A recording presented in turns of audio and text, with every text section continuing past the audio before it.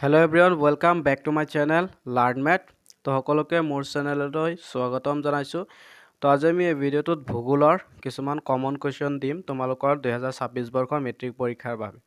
তো ভূগোলৰ তোমালোকৰ যেটো দ্বিতীয়টো চেপ্টাৰ আছে, দ্বিতীয় অধ্যায় পৰিৱেশ আৰু পৰিৱেশৰ সমস্যা, এই চেপ্টাৰটোৰ পৰা তোমালোকৰ আজি কিছুমান কমন কোৱেশ্চন দিম। তো তোমালোকে তোমালোকৰ কিতাপখন উলিয়াই লোৱা আৰু এই চেপ্টাৰটো বাহিৰ কৰি লোৱা।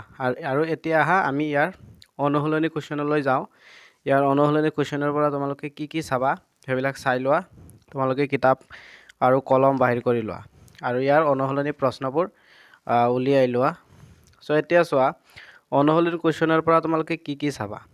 সো ইয়াৰে প্ৰথমটো কোৱেশ্চন তোমালোকে চাবা, পৰিৱেশ বুলিলে কি বুজায়, নিজৰ ভাষাত লিখা। মোস্ট ইম্পৰ্টেন্ট কোৱেশ্চন এটো, তোমালোকে এটো চাবা 2026 বৰ্ষৰ মেট্ৰিক পৰীক্ষাৰ বাবে। তাৰ পিছত 2 নম্বৰ কোৱেশ্চনটো চাবা, 3 নম্বৰটো চাবা স্থলমণ্ডল বুলিলে কি বুজায়, 4 নম্বৰটো চাবা জলমণ্ডল, আৰু 5 নম্বৰটো চাবা বায়ুমণ্ডল কিহেৰে গঠিত, 6 নম্বৰটো চাবা জীৱমণ্ডল বিস্তৃত সম্বন্ধে লিখা, 7 নম্বৰটো চাবা। সো ইয়াৰ পিছতে তোমালোকে 8 নম্বৰটো চাবা পৰিৱেশৰ পৰিৱৰ্তনৰ প্ৰধান কাৰকবোৰ উল্লেখ কৰা, 9 নম্বৰটো চাবা পৰিৱেশৰ সমস্যা মানে কি ব্যাখ্যা কৰা, 10 নম্বৰটো চাবা তাৰ পিছত তোমালোকে 11 নম্বৰ কোৱেশ্চনটো চাবা পৰিৱেশৰ স্থানীয় সমস্যা কি উদাহৰণ দিয়া। তাৰ পিছত তোমালোকে 12 নম্বৰটো চাবা পৰিৱেশৰ আঞ্চলিক সমস্যা দুটা উদাহৰণ দিয়া, 13 নম্বৰটো চাবা আৰু 14 নম্বৰটো চাবা। 15 নম্বৰ চাবা প্ৰদূষণৰ অৰ্থ লিখা। তাৰ পিছত 16 নম্বৰটো চাবা পানী প্ৰদূষণ, 19 নম্বৰ চাবা মৰুভূমি কাক বোলা হয়, মৰুকৰণৰ সংজ্ঞা দিয়া। তাৰ পিছত তোমালোকে 20 নম্বৰ চাবা মৰুকৰণৰ কাৰণ দৰ্শোৱা, 20 নম্বৰটো চাবা। আৰু তোমালোকে 18 নম্বৰটো চাবা বায়ু কেনেকৈ প্ৰদূষিত হয় লিখা। মোস্ট ইম্পৰ্টেন্ট কোৱেশ্চন এটো, বহুবাৰ অহাৰ এটো খুবেই চান্স আছে।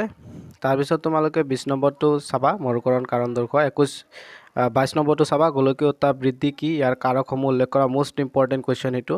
তাৰ পিছত 23 নম্বৰটো চাবা, 23 নম্বৰটো 2023 চনত আহিছিল, আৰু 2024 নম্বৰটো চাবা গোলকীয় উত্তাপ বৃদ্ধি। এতিয়া তোমালোকে টপিক কি চাবা, কোনবিলাক টপিকৰ পৰা তোমালোকৰ কোৱেশ্চন হ'ব পাৰে। এতিয়া তোমালোকে টপিকবোৰ চাই লোৱা, তোমালোকৰ কিতাপত চিন দি লোৱা টপিকবোৰ। সো প্ৰথমতে তোমালোকে চোৱা ইয়াৰ পৰা তোমালোকে এই বস্তুটো চাবা, প্ৰখ্যাত ভূগোল বিজ্ঞানী পিটাৰ হেকেডে স্থল, জলবায়ু আৰু জীৱৰ মাজৰ পাৰস্পৰিক সম্পৰ্কৰ পৰিণতিকে পৰিৱেশ বুলি কৈছে। সো এইটো তোমালোকে মনত ৰাখিবা তোমালোকৰ কিতাপত। তাৰ পিছত তোমালোকে পৰিৱেশৰ সমস্যা এই টপিকটো চাবা, এই টপিকটোৰ পৰা বহু কোৱেশ্চন হয়, তো এই টপিকটো ভালদৰে চাবা। সো ইয়াৰ পিছত এই আন্ডাৰলাইন কৰা বস্তুখিনি চাবা, স্থানীয় সমস্যা মানে গোটেইখিনি চাবা ইয়াৰে, তথাপি আন্ডাৰলাইন কৰা বস্তুখিনি তোমালোকে চাবা, ইয়াৰ পৰা কোৱেশ্চন হয়, তোমালোকে এইবিলাক চাবা। তো এইখিনি চোৱা ক খ ঘ গ এনেকৈ আছে ইয়াতে, এইবিলাক তোমালোকে চাবা। প্ৰদূষণটো চাবা, প্ৰদূষণ টপিকটো চাবা, পৰিৱেশৰ প্ৰধান সমস্যাসমূহ এই টপিকটো চাবা, পৰিৱেশৰ প্ৰধান সমস্যাসমূহ এইটো। আৰু প্ৰদূষণটো চাবা, প্ৰদূষণ ইয়াতে মাটি প্ৰদূষণ আছে, মাটি প্ৰদূষণ চাবা। তাৰ পিছতে ইয়াৰ এই পৃষ্ঠাত তোমালোকে চোৱা বায়ু প্ৰদূষণটো চাবা, বায়ু প্ৰদূষণো মোস্ট ইম্পৰ্টেন্ট হয়।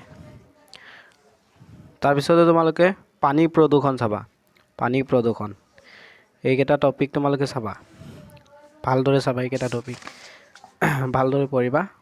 ইয়াৰ পিছতে তোমালোকে মৰুকৰণ চাবা, মৰুকৰণ টপিকটো ভালদৰে চাবা, মৰুকৰণ টপিকটো। সো ইয়াৰ পিছত গোলকীয় উত্তাপ বৃদ্ধি মোস্ট ৱান্টেড, এই চেপ্টাৰটোৰ সকলোতকৈ ইম্পৰ্টেন্ট টপিক এইটো, গোলকীয় উত্তাপ বৃদ্ধি। এই টপিকটো তোমালোকে ভালদৰে চাবা, গোটেইখিনি চাবা ভালদৰে, মোস্ট ইম্পৰ্টেন্ট টপিক এইটো এই চেপ্টাৰৰ। তোমালোকে এই আন্ডাৰলাইন কৰা বস্তুখিনি ভালদৰে চাবা, তোমালোকৰ কিতাপত আন্ডাৰলাইন কৰি ল'বা। আৰু এতিয়া তোমালোকে যিখিনি কোৱেশ্চন দেখাই দিলো এইখিনি কোৱেশ্চন তোমালোকে ভালদৰে চাবা, আৰু মূল কথাৰ পৰা বস্তুখিনি চাই থবা, মূল কথাৰ বস্তুখিনিও ইম্পৰ্টেন্ট হয়। তাৰপিছত তোমালোকে চেপ্টাৰটো ভালদৰে পঢ়িবা, গোটেইখিনি ভালদৰে পঢ়িবা, বুজি ল'বা, তেতিয়াহ'লে তোমালোকৰ আৰু বাকী একো চাব নালাগে। সো আজিলৈ এইখিনিয়ে। চেনেলটোত নতুন হৈ থাকিলে চেনেলটো ছাবস্ক্ৰাইব কৰি দিবা, কাষতে থকা বেল বটনটো অন কৰি দিবা, আৰু লগতে ভিডিঅ'টোত এটা লাইক